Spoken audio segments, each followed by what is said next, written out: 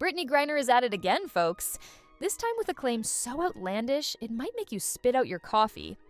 I don't know what it is about these WNBA players and somebody like Brittney Griner, who, of course, is now playing her off-season basketball somewhere besides a Russian prison. That's right.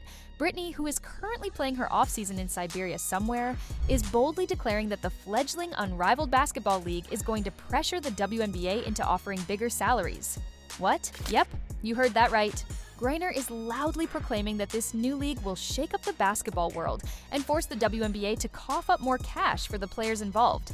But let's be real, this isn't just wishful thinking on Griner's part, it is downright delusional. Nonetheless, it seems like whatever it is, these women do not quite understand business. I don't get it. They're talking about the Unrivaled League, which, by the way, I think this league is DOA. That's right. Unrivaled is dead on arrival. Let's talk more about this Unrivaled League for a second. The name itself sounds like a bad movie sequel that nobody asked for, but its potential? Well, they are as dead as a VHS rental shop in 2025. This is an absolute certifiable train wreck. Sure, it's got some flashy investors throwing money around like confetti, but here's the thing about confetti. It's pretty, but it doesn't last forever. Where exactly is this league expecting to draw its audience from? The same 50-people crowd that hasn't been showing up for the WNBA games? And in case you forgot, there's no Caitlin Clark or Kelsey Plum to attract the fans here. Not only has Caitlin Clark rejected Unrivaled, we now have players that almost get recognized rejecting the league. Late Wednesday, Kelsey put down the plunger for a moment to notify her lonely male followers on social media that they would not be seeing her compete in Unrivaled.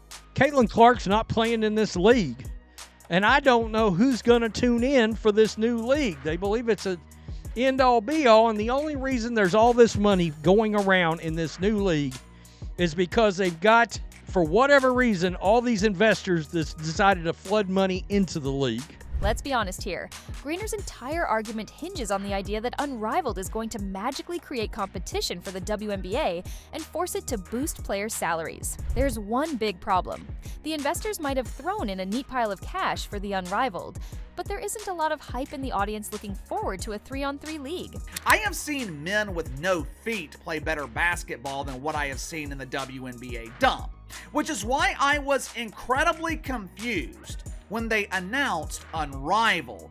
If a premier dump like the WNBA has spent the last 30 years being a huge embarrassing failure, what makes you think a secondary dump is going to succeed?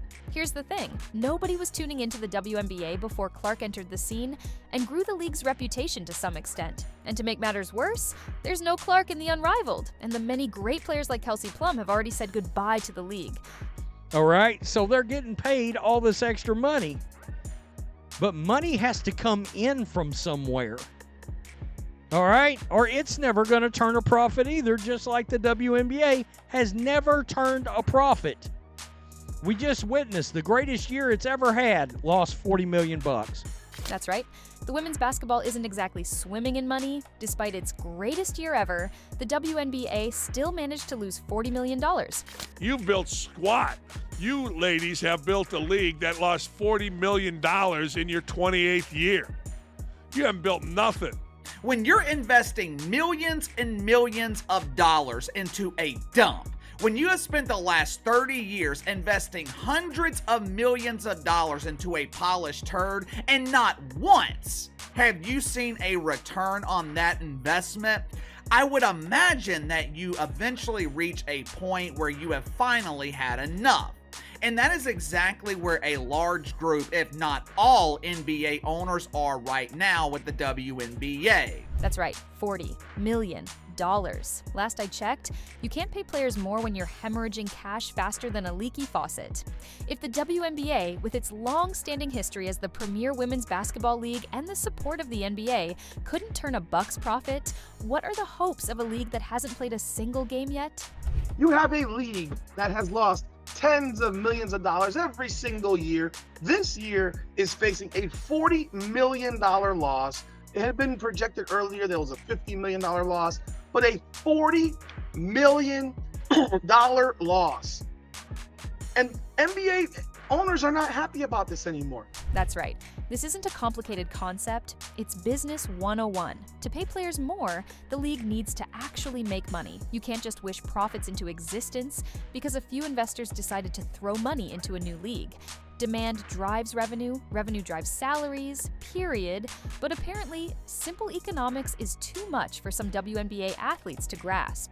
And these women continuously talk about they want to make more money, blah, blah, blah. But it's like economics 101, business 101, you have to make money. And the demand for what it is you do has to be large enough to make money back in. All right? Now, they are going to make more money in the WNBA, and it's weird. They don't seem to understand that now that they got this bigger media rights deal, their salaries are naturally going to grow. Now, to be fair, the WNBA is on the cusp of a major financial shift. And no, it has nothing to do with Unrivaled. The new media rights deal is where the real money is coming from. For years, the WNBA was stuck with a measly $60 million a year deal. But now, that number is set to quadruple, jumping to $240 million annually. That's a serious influx of cash. And it's the kind of deal that could finally push the WNBA into profitability, something that Unrivaled isn't even close to achieving. Finally, okay, the league is actually probably going to turn a profit for the first time ever due to the new media rights deal. It's all about television money in every sport now. NBA, NFL, you get it. Whatever the media rights deal is, that's where the influx of money will come from.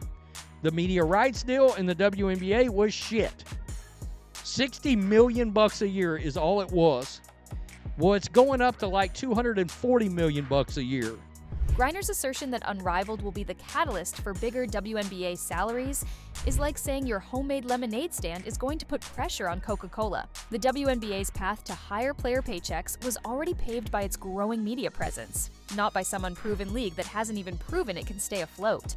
And their salaries will probably double or triple in the WNBA. They still won't be making as much money as I think they're making in this Unrivaled league. But how is this Unrivaled league going to make any money if nobody's tuning in, nobody's watching? But here's the kicker, folks. Where exactly is this Unrivaled audience going to come from?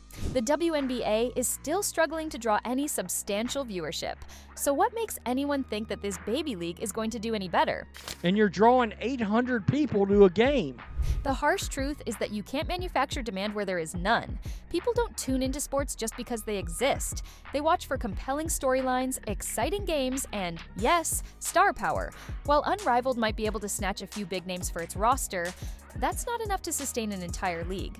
At best, it'll be a novelty act. At worst, it'll fold faster than a cheap lawn chair. If the WNBA is going to thrive, it won't be because of Unrivaled. It'll be because the league finally found a way to turn its potential into profit. And no amount of wishful thinking is going to change that. What do you think? Do let us know in the comments. And don't forget to like, share, and subscribe for more latest updates from the world of basketball. Thanks for watching, and we will see you in the next one.